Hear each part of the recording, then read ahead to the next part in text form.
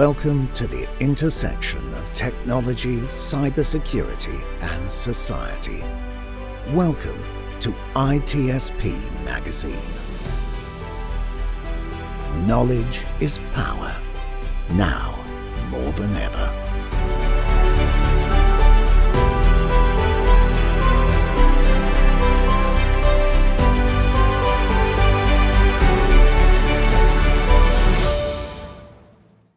Hello, everybody. This is Sean Martin, host of the Redefining CyberSecurity podcast here on the ITSPmagazine podcast network. You're very welcome to this new episode of the CISO Circuit series. It's a collaboration between myself and Michael, who's on with me. Good to see you, Michael. Hello. Good to see you, Sean. And we try to do this roughly on a monthly basis, where we get to talk about the role of the CISO and things that are interesting. And we've done a couple on our own, and we've decided to invite a good friend to join us. And as with a lot of things, for me anyway, I get inspired by posts on LinkedIn, not junk posts, but good posts from smart people that get a lot of engagement on the platform. And Omar posted something about some work he's doing with CMU and working with some CISO students. And I'm like, this is a cool topic. Michael, let's see if Omar can slice some time out and share some of those learnings with us here on our show. Yeah, that was a great post. And first of all, welcome, Omar. For those of you that do not know, Omar Khawaja. He is long history as a CISO, one of the beacons of light in the community. Extremely positive and brilliant guy. I've gotten to know him over the last 5 or 6 years. He is currently the VP of Security and Field CISO at Databricks, very successful technology company, and is also recently presented, as Sean mentioned, at the CMU cohort. He's on the faculty there for the CISO program, which I'm a little biased because I've worked with them before, but they're by far one of the best, if not the best, program in the U.S. For aspiring CISOs and continuing education in that. So first of all, welcome, Omar. I don't know if you wanted to further introduce yourself, probably more appropriately, but we can jump in to the topics as well. No, I thank you for having me. It's always fun to talk to people that are excited about cyber and trying to make lives of other CISOs a little bit easier. So it's always less painful to learn from somebody else's mistakes versus one's own. And I feel like if there's one superlative I can associate with myself as a CISO, it would be that I do not know any other CISO that's made nearly as many mistakes as I have. It's a badge of honor. It's a badge of honor. I'm going to wear it proudly. It's the only one I have. There you go. That's great. Yeah. Well, this list, I'm going to actually hand this over to you, Michael. I actually have to answer the door. I should have mentioned this before. Hey, this is live TV right here. Kick off with number one. Yep. Yeah.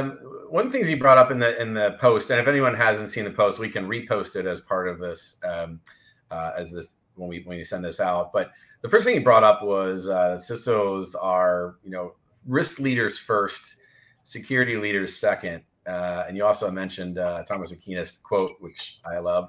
Would love to hear your thoughts around that, just some context around that. I have some thoughts as well I'd love to share, but yeah, just maybe open us up with that one. Yeah, there's most of us as CISOs likely grew up in the security program, and prior to that, maybe we came from the application side, or maybe we started our careers in the world of security, but we likely gravitated to some area of controls. Maybe it was on the network and the infrastructure side. Maybe it was on the application side. Maybe we sort of were more aligned to the GRC space, but we likely had some kind of focus and affinity towards a certain set of controls that we found our sort of technical expertise in. And then we sort of grew up and became CISOs and started working in a very different role. And sometimes what happens is we continue to think that the controls are the most important thing. And that's sort of what security is it's a constellation of controls that make up the program. However, if we start to think of ourselves as risk leaders, all of a sudden, we're not going to make controls and the technologies that implement them the central thing in our lives. We're going to actually put the business and our customers as the central thing in our lives. So oftentimes security programs are referred to as information security and risk management. So that's what I call my program, ISRM. And so there's a Thomas Aquinas quote that does a nice job distinguishing between the two, which is, if the job of a ship was to keep it from sinking, he would never leave harbor. So from a security perspective, if my goal is to secure the company, that's not that hard. I just have to disconnect us from the internet and we're super secure. But that's not the job of the CISO isn't security. It's actually risk management. It's and I was hosting a session yesterday with about 30 college students, and we were talking about the CIA triad, and one of them said, well, if you make something way too confidential, then it's no longer available. So how do you do that? And I said, well, that's a really good point. That's sort of the job of a CISO and as a security leader, is to say, how do I make this super confidential, but I don't actually take away from availability, because these can seem like they're at odds with each other. And that's the job of risk management, is to say, we're going to go do this. And we are going to figure out exactly what controls you need to do this safely and with minimal disruption along the way. Yeah, I love it. And I've been saying for years now, but it is about risk management, and the CISOs that are able to narrate risk into digestible bites and appetizers for the business, they've honed that skill. That's really a superpower that most don't think about, and that others are aspiring to get to. This sort of chief translation officer model, and a lot of folks try to do it just with the security, and it really is about business risk, right? So I appreciate that. But by the way, you mentioned in the post Thomas Aquinas quote. So what was the quote? I always love to. The quote was that if the job of a ship's captain was to keep it from sinking, he would never leave harbor. Got it. That's why I thought you mentioned. I'm a big fan of sorrow can be alleviated by good sleep, a bath, and a good glass of wine. Nice. I like that one. That's pretty good. I like his quotes. So awesome. I wanted to pick your brain on this point. So were there any stories shared, any that you can reshare here? Because I know we've had a number of conversations when you're deep in the healthcare space.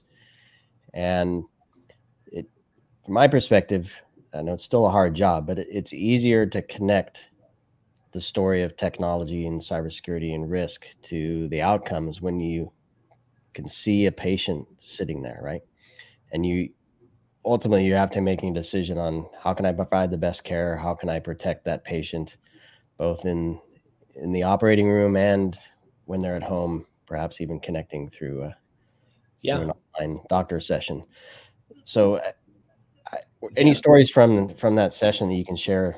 I actually shared a story very much akin to what you talked about. So I shared with them when I was at Highmark Health, we were initially primarily insurance, Blue Cross Blue Shield companies, and then we acquired a bunch of hospitals. Eventually, we ended up with about 14 hospitals and a few hundred physician offices. And I marched into the meeting of the institute chairs that basically think of them as business unit heads across the hospital system, the head of cardiology and the head of medicine and the head of surgery and so on. And I said to them, hey, I'm going to come in and I'm going to deploy this amazing security program with all of these controls. And if I do that, we're going to prevent data breaches from happening.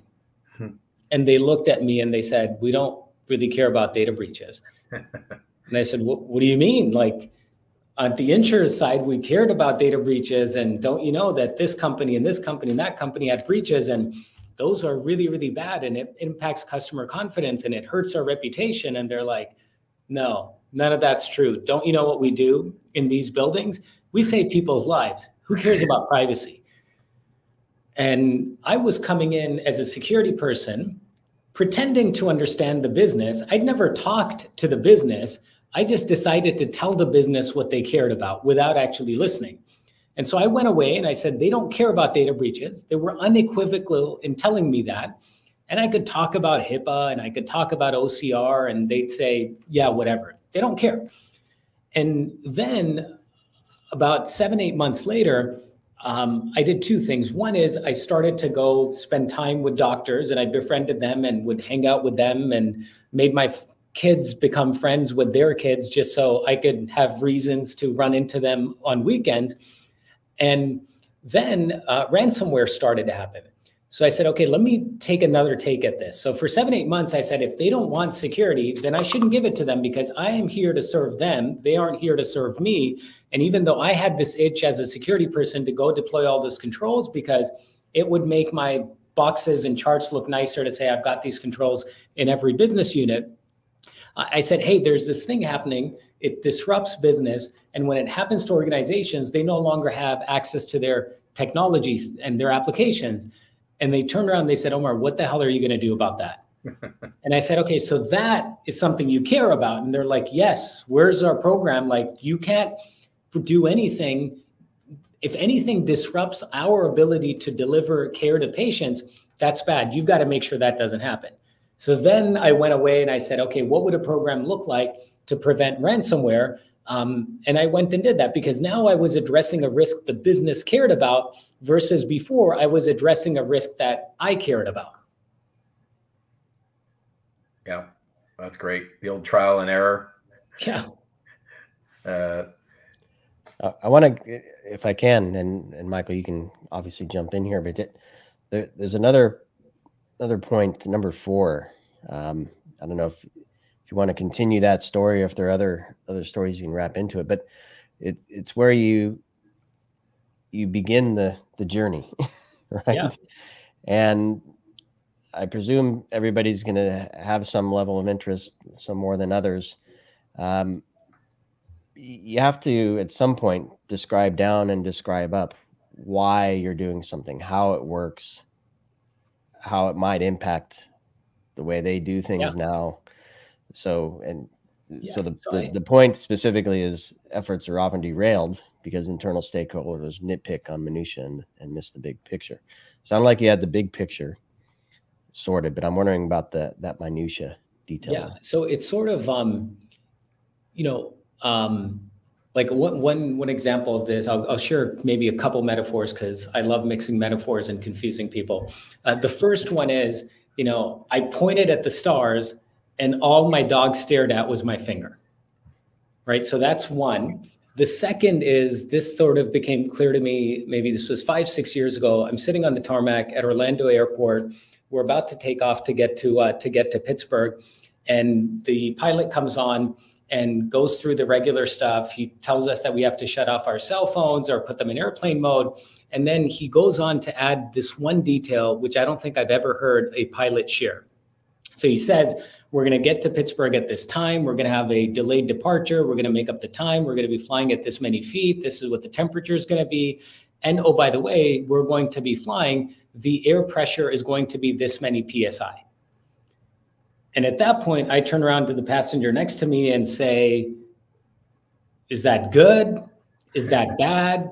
Like, clearly the pilot wants us to give him some advice, because I don't need to know that information for myself. But if the pilot is sharing it, the pilot must obviously be looking for, is this good or bad? And so we should figure out if the pilot needs to take a different route, go higher, go lower, delay the flight. And I'm like, that's kind of crazy. And that's sort of the equivalent of what we do way too often. So there's information and there's metrics that you need to know when you're a passenger in the passenger cabin, the business side of things. And if you're in the cockpit, you're flying the plane, you're running the security program, you're running the IT program, there's hundreds of different gauges that you're looking at. But what we do is we routinely invite the passengers into the cockpit, and then we get annoyed because the business doesn't understand the gauges, and they ask stupid questions like, why is that yellow? Why is that at 0? Shouldn't that be at 16? Shouldn't that be higher? I just Googled this. This should be there. And you're like, you don't know what you're talking about. I don't really want to ask these questions. You guys are dumb. I hear this over and over again where CISOs think the business is dumb. I remember a CISO said, the business doesn't even understand the difference between EDR and antivirus, between network DLP and endpoint DLP. How dumb are they? No, the business isn't dumb. You're the dumb person that invited the business into the passenger cabin, because they should never have heard those words. A passenger should never see those gauges ever. And what should happen is, if I as a passenger don't feel comfortable, I as the business don't feel comfortable with whoever is running and piloting my plane, I shouldn't go in there and help him fly it. I should just go get a new pilot, because I'm not a pilot. I'm not trained. And no matter how smart I think I am and how good I am at Googling things, I'm probably not going to be the best person to land this plane safely. Yeah, interesting. And I can picture user awareness training on the plane. So that's a whole thing, right? New users every day, yet we're responsible for the safety of everybody else. Keep it simple. That's why I have that laminated placard that you get to look at. That's all the awareness training you need. So yeah. And the bag. My good buddy at Symantec, we'd travel together, and he'd say, oh, I need to turn this upside down so I can read it like it will be in real life. Great. Yeah, thanks. This is Omar, such a great. By the way, I have the same analogy. I love your communication of the analogy. I'm a big fisherman and surf, and try to surf. I'm not a great surfer, but when I talk to like my family, it's like, it was windy. Or it was choppy. And when I'm talking to other fishermen or surfers, and I'm talking about swell sizes and time between the waves and wind waves and atmospheric pressure, and because they want to know all that, they get it. They're in that piece. And but when I'm diving, how cold it is. Yeah, exactly. But the water temperatures at different water columns, right? And it's so technical. And I used to do that, and people would their eyes would just gloss over, like, who cares? Did you catch a salmon or not? That's all. Like, are we eating dinner or am I getting to go? So, and Mike, what you just described is, it has to be audience centric. And I could tell you, my first 6 iterations of a metrics program, every single time I thought this was perfect, until I realized what I was doing is I was trying to create a metrics dashboard for everyone. And I was imposing what I cared about and what I needed to know on all my stakeholders. And when I stopped and I said, no, I need the right set of metrics that the board cares about. I need another view for the business unit leaders. I need another view for the IT leaders and the platform owners. I need another view for the leaders that have people reporting up to them because they own the human risk. So once I identified the stakeholders, what they actually care about, what risk they actually own, and what actions I want them to take, I sliced and diced my metrics to be very specific to each one. And the moment I did that, I actually got them to start taking action versus pointing to stuff and saying, that's wrong, that doesn't make sense, I don't like this, I don't have control over that. We edited all of that stuff out and gave them the 3, 4, 5 things they actually cared about. And all of a sudden you get alignment, and people actually want to do the things you want them to do, because now they feel like, A, they've got responsibility for it, and B, they actually have the ability to actually go do things. And who doesn't want to have someone else have a metrics dashboard that makes them look good and shows the progress they're making? Yeah.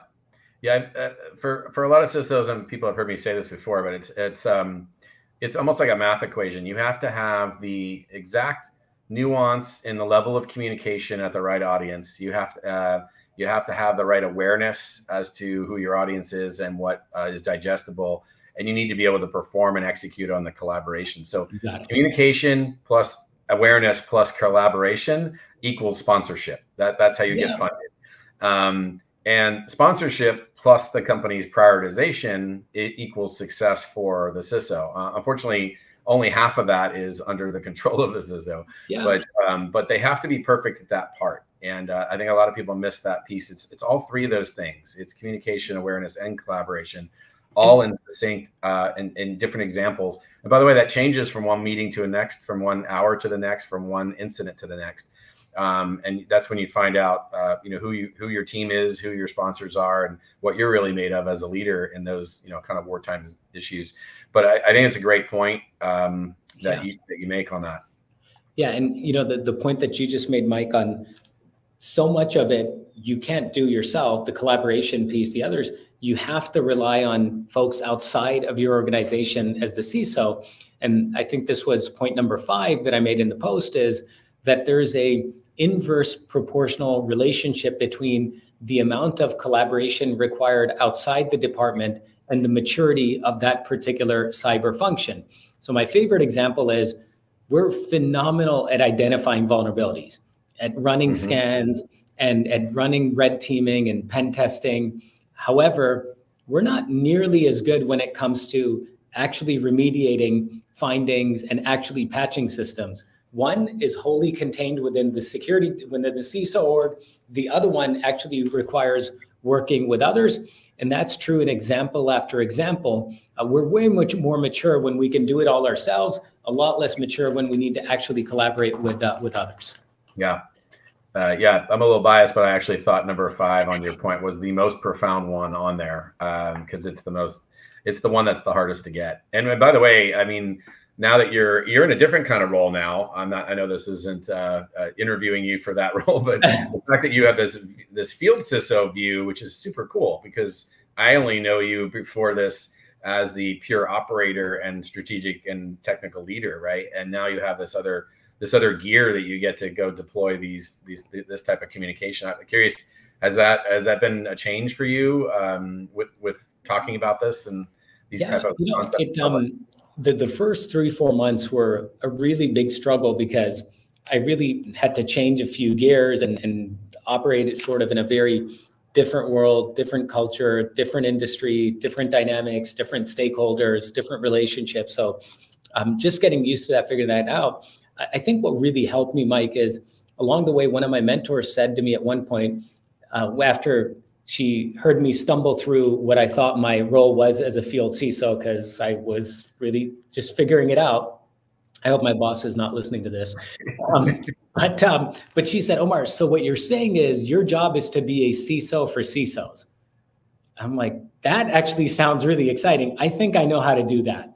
So like when I frame it that way is my job is to go out and help CISOs be successful, particularly when it comes to how they are managing their data, how they're going down the path of AI. And so much of being a CISO is exactly that. So as I think of these points, these are some of the things I talk to CISOs about on a regular basis. It's maybe in the last 30 days, I've probably connected directly, mostly through one-on-ones with maybe about 50 or 60 different CISOs all across the globe.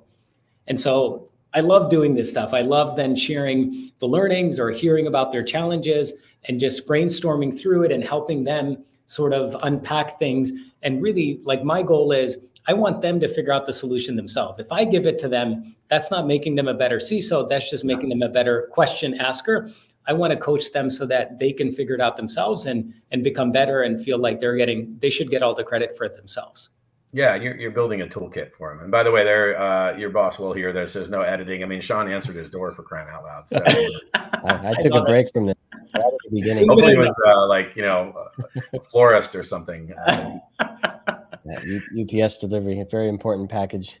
Very important. I want to connect this to point number 3, because I think you now are making a bunch of new BFFs in your role and guiding them on how to make a bunch of new BFFs in their role.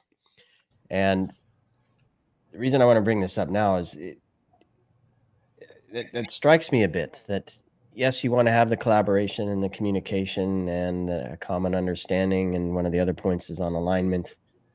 Do you actually need to be BFFs? Tell me a little bit more about that. Yeah,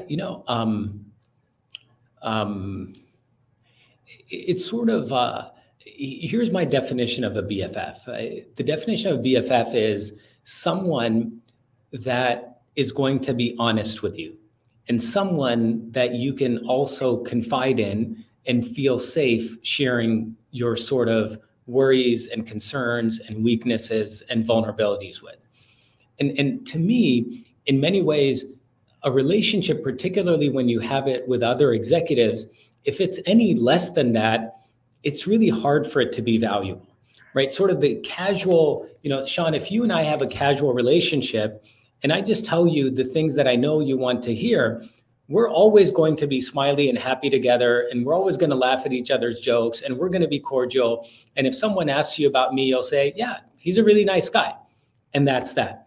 But to really get value out of a relationship, I have to be willing to say, here's the things I suck at. These are the things that I'm struggling with. I can't really figure this out, because until I'm willing to show my vulnerabilities, I really can't truly have a growth mindset where I'm opening up and saying, Sean, here's now a bid, an opportunity for you to respond with, Omar, I might be able to help you with that.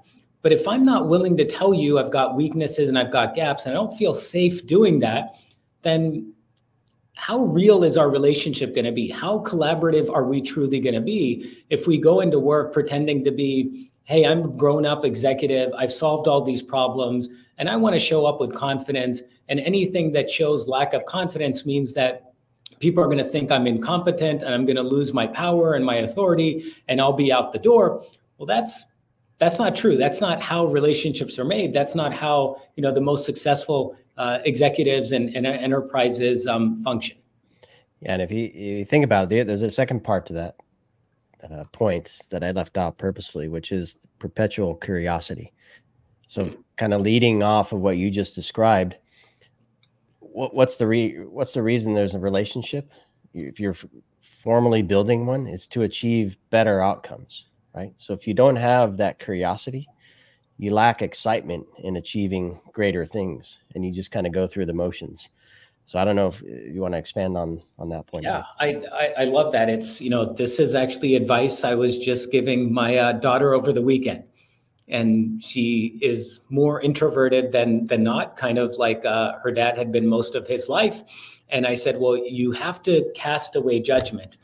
It's so easy for someone that's not willing to engage to look at others and cast judgment on them. That person doesn't know this. That person doesn't understand this. That person can't balance his budget. That person's own team doesn't like them. They don't know how to speak publicly. Their presentation sucks. They forgot to send a weekly update. Whatever it is, but so much of what we are tempted to do and what's so easy to do is cast judgment on others. That doesn't help build relationship. That's an obstacle to actually creating and opening relationships. The antidote to that, Sean, is exactly what you said. It's sort of this relentless curiosity. One of my favorite quotes from last year was a picture of a light switch, and it said, curiosity and judgment can't coexist. So you have to pick. You can either be curious or you can be judgmental. There's just no way to do both as human beings. And once we're curious, we likely we'll spend time listening and hearing the other's point of view, right? So Sean, what makes you and Mike really good at interviewing other people is because you're genuinely curious. You're not coming with answers. You're not coming with judgment. You're coming in with, I genuinely want to learn and figure things out. And when you do that, you sort of endear yourself to others. Others are way more willing to be open. They're disarmed. If you weren't good at your jobs, I probably wouldn't be sharing this openly, but I am, because you are showing relentless curiosity. Yeah. Thank you for that. I'm a little judgy. Absolutely. Sean's not as judgy as I am, but I'm a little, well, that was very vulnerable of you to admit.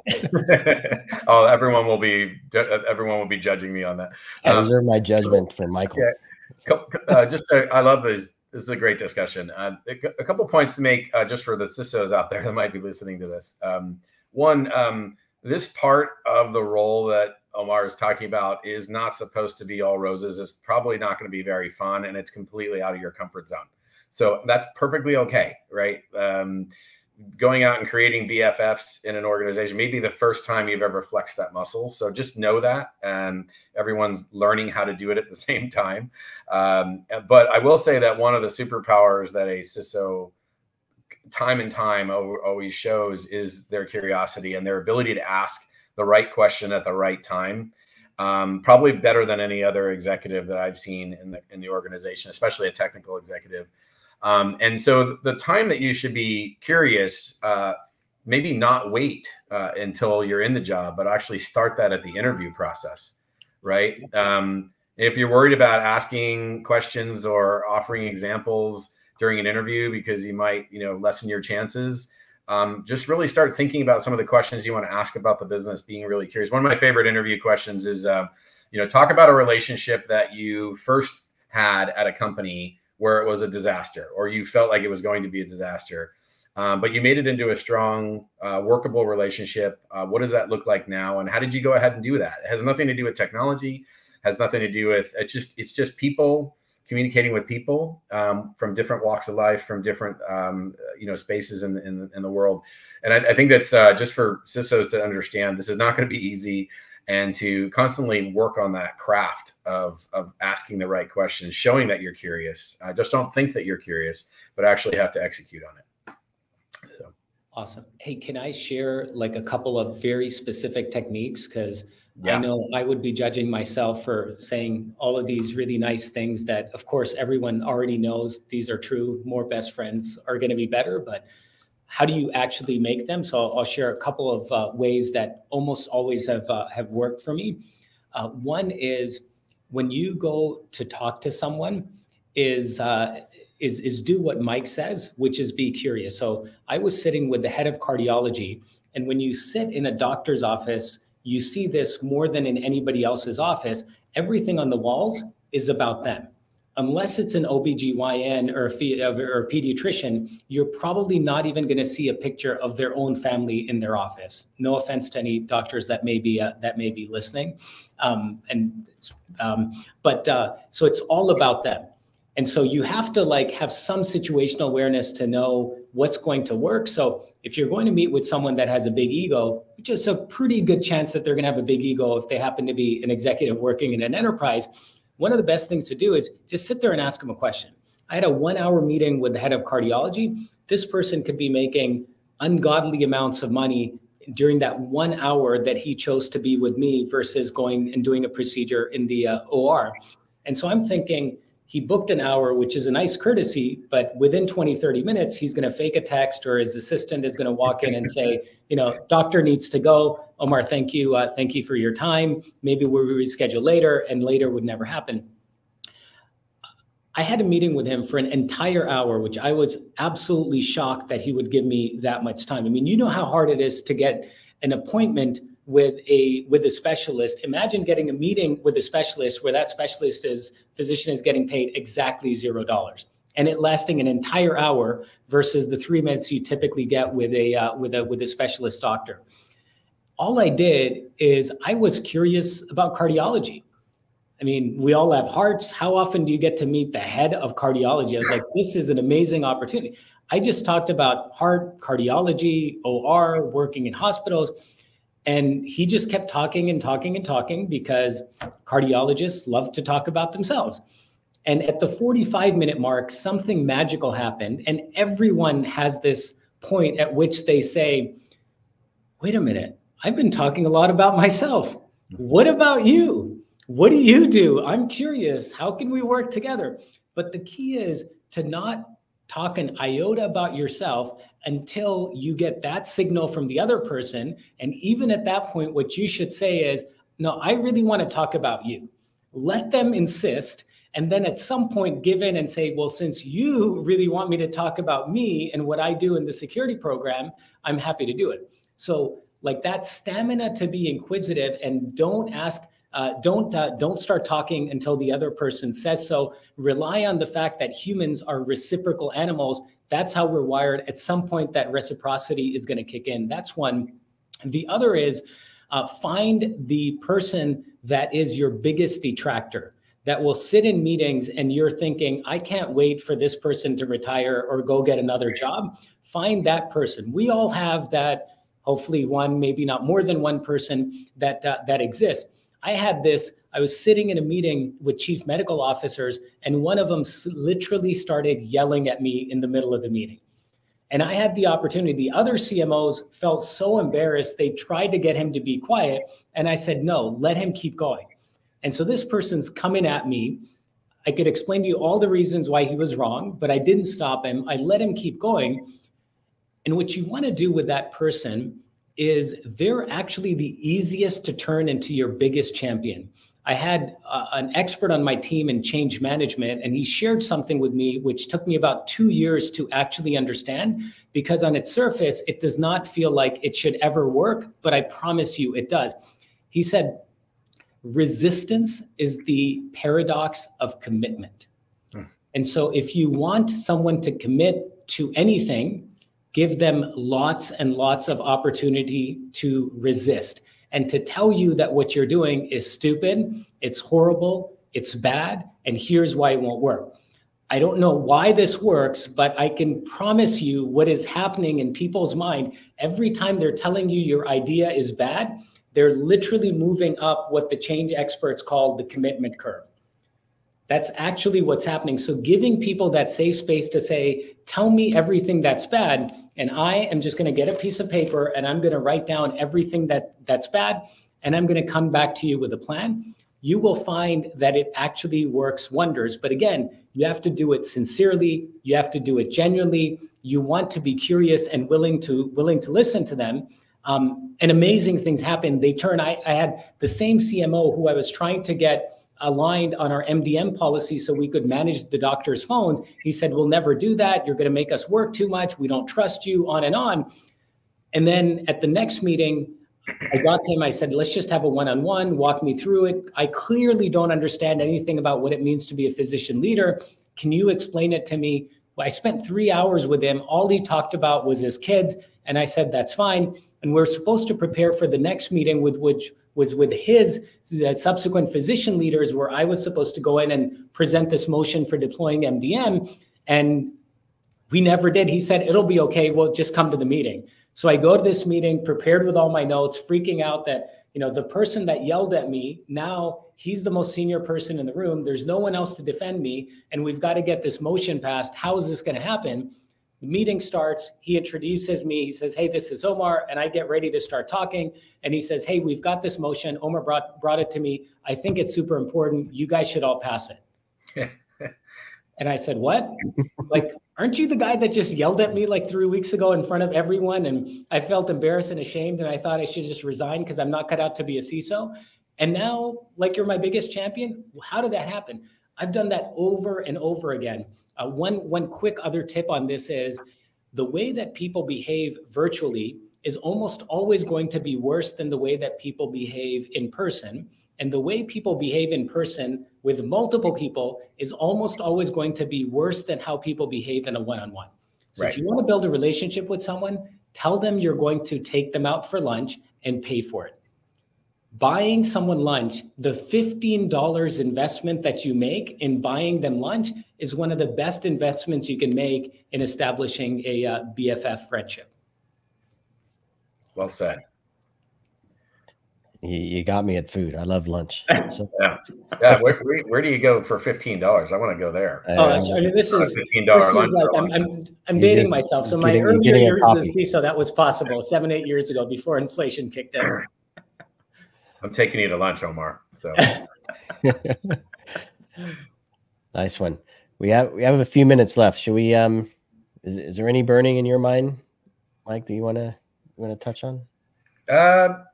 No, there was one that was really interesting. I was wondering if you could clarify. You were talking about the CISOs should be hypersensitive to ownership. Using the right pronouns can solve more problems than you or we think, which I love that. I pretty much, without being in the room at that time that you presented it, I was curious if you had some clarification on that. Yeah. I think like the one thing we've sort of figured out, and we talk about this almost axiomatically, which definitely warms my heart compared to where we were as a discipline even 4 or 5 years ago, is we all know that risk is owned by the business. So that's good. It's not my risk. It's not the CISO's risk. It is the business's risk. So that's sort of one example of not using not using mine, your risk, your business, your people, your technology. Same thing with the technology team. It's not my systems, my risk, my patching, my program. It is your technology, your assets, your systems. You have to patch them. These are your vulnerabilities. We are here to help them. We're here to help identify them. We're here to help you figure out how to overcome them. And we're here to help you be very successful. So just getting sort of that right is important. And the way that we name our dashboards is really important. So if we call it the security dashboard, okay, Omar and Mike and Sean can take care of that because they're the ones with security in their title. But if I call it whatever the name of the platform is, dashboard, and I write platform owner equals there, and I don't mention anyone on the security team, all of a sudden they're like, oh, I guess that's mine, right? And then like our job should be, how do I make my colleagues look as amazing as possible? Of course, I'm not allowed to lie. I'm not allowed to do anything unethical, but how do I make them look good? How do I get their scores to be higher? What things can I like remove? Because I want them to look good. I don't really want any of the credit. If they look good, if they do a good job, eventually the reports that I show to the board and others will look good as well. Yeah, I absolutely love this point. And just a final word on that is that in the reality of interviewing for a CISO role, CISOs need to understand that most business leaders are coming in with a pre-programmed bias that you were the representation of the Department of N-O, not K-N-O-W. Yeah.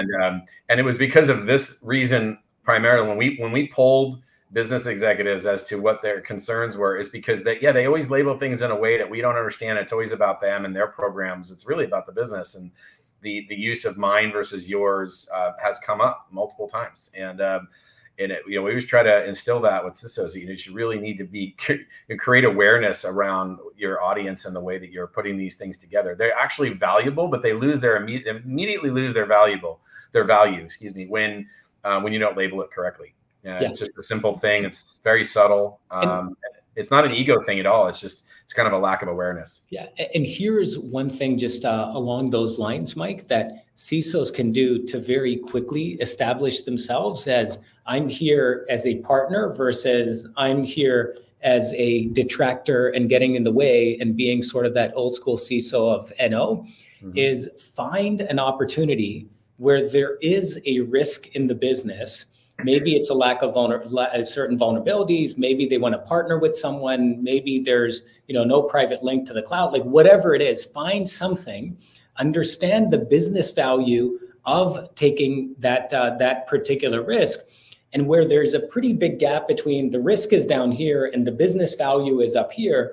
Go to the business owner and say, hey, let me explain to you what some of these risks are. And ideally, go quantify them using something like FAIR or some other mechanism, and say, and I understand from talking to your team, the business value is significantly greater. Now you're showing them an ROI equation, and you say to them, this feels like a really good risk to accept. What do you think? But it's your decision to make. So now they're like, what? Wait, did you just tell me that this is a good risk and you should accept this? Yes, I did say that. This way, when I come to you and say, this is a bad risk, I don't think you should accept it, but it's still your decision. They're likely going to say, I can trust this Omar guy because he doesn't just say no. He says no when he's genuinely looking out for me. Yep. That's great. This actually reminds me of a conversation I had with my teenagers. So this is very similar. It's funny how real life transfers into business. Yes. I want to, one final thought, and I'm going to ask you, Mike, as well, second. A lot of what you described isn't building your own team, isn't building a security operations center. It isn't deploying technologies and controls throughout the organization. It's building relationships, gaining alignment, having conversations. That 1 hour meeting with the head of cardiology, the 1 hour meeting with the Chief CMO. Officer. Yeah. I guess the question for you, Omar, is how do you? And I was just thinking, if I start in a new business as a new CEO in a company, I might be given by the executive team some time to do that stuff.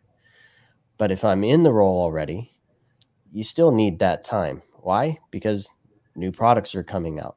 You're building new stuff. You're transforming stuff from on-prem to the cloud or back. You're trying to adhere to a new regulation. So new people get involved, new problems need to get solved, new relationships need to get built.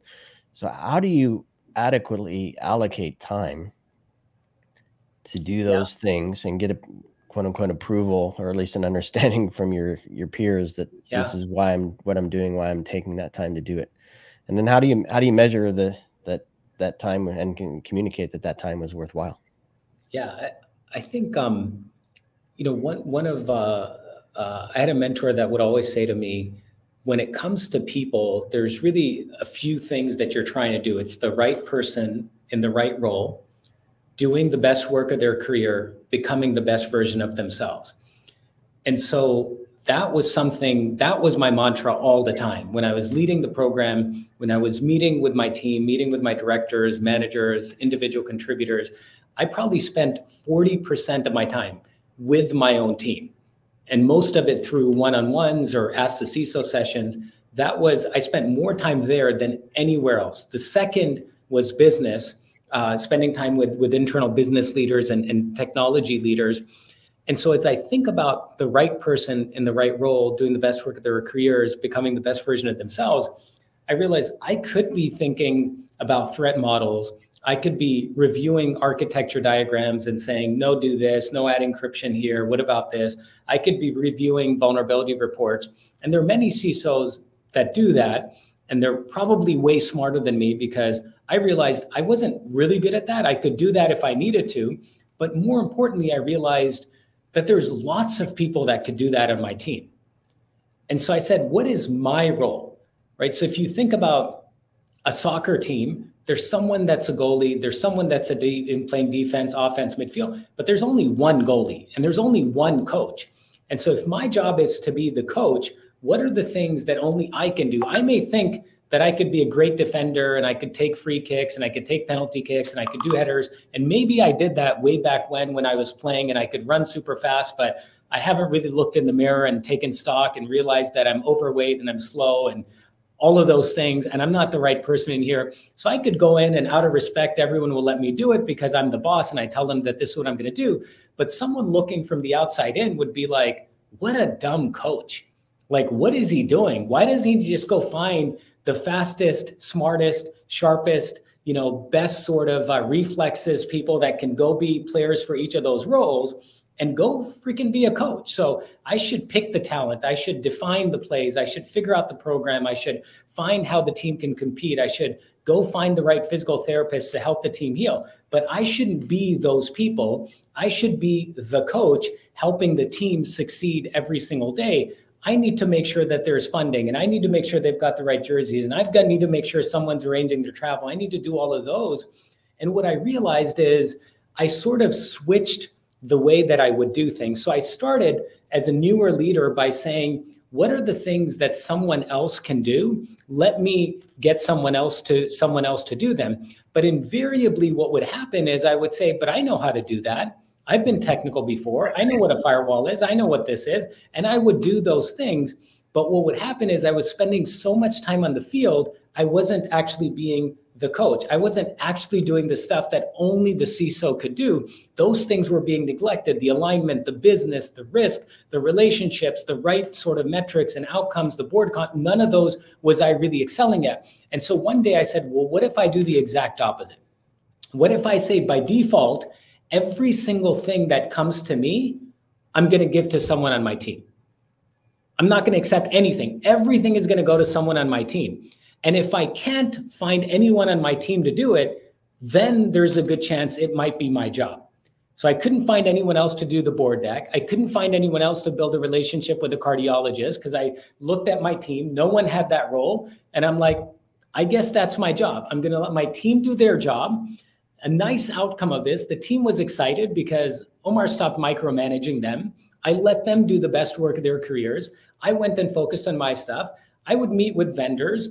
I realized, why am I meeting with technology vendors? I'm not the one that's going to do the evaluation. I'm not steeped in DLP and next-gen firewalls and CSPM, and I'm barely keeping up with the latest acronym that the industry organization comes up with. What am I doing? I got to stop kidding myself. I'm too old to be wearing cleats and running around like pretending I'm like 19 years old. That's not me.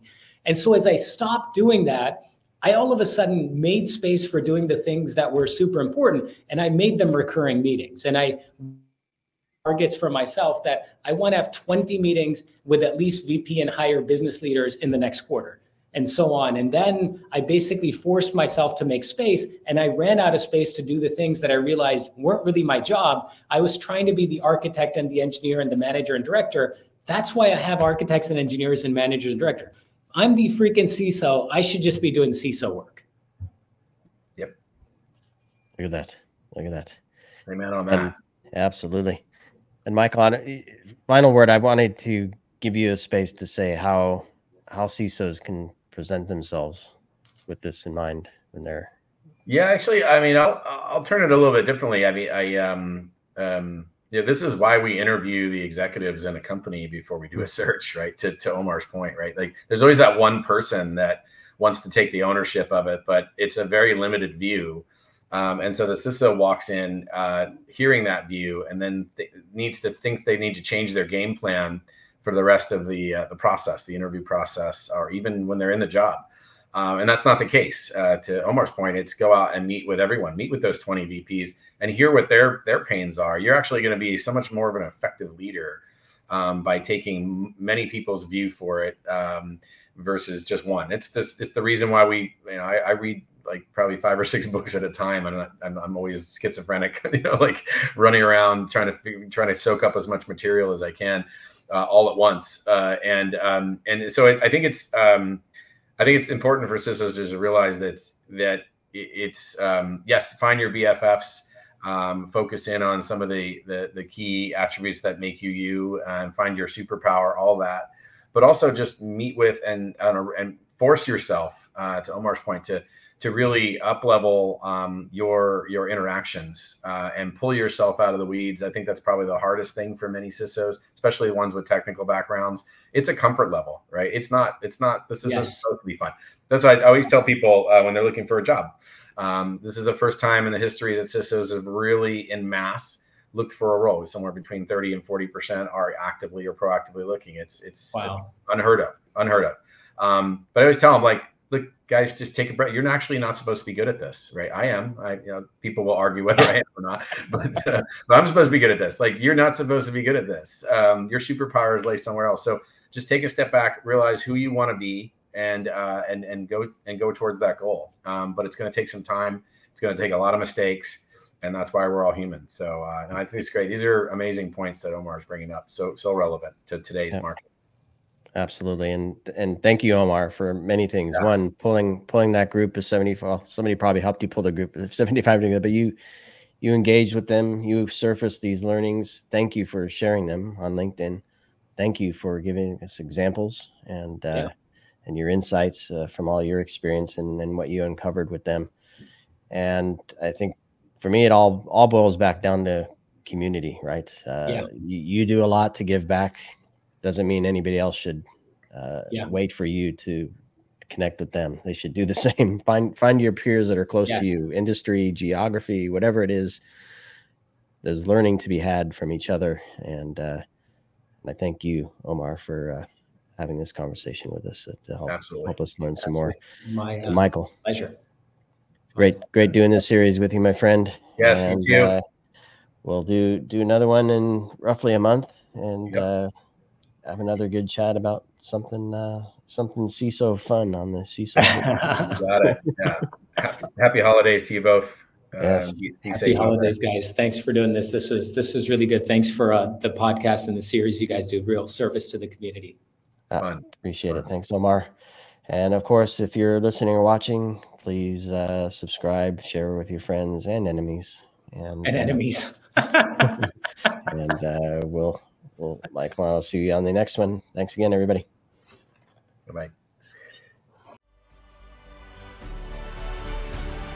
We hope you enjoyed this conversation. If you learned something new and this story made you think, then share ITSPmagazine with your friends, family, and colleagues. If you represent a company and wish to associate your brand with our conversations, sponsor one or more of our columns. We hope you will come back for more stories and follow us on our journey. You can always find us at the intersection of technology, cybersecurity, and society.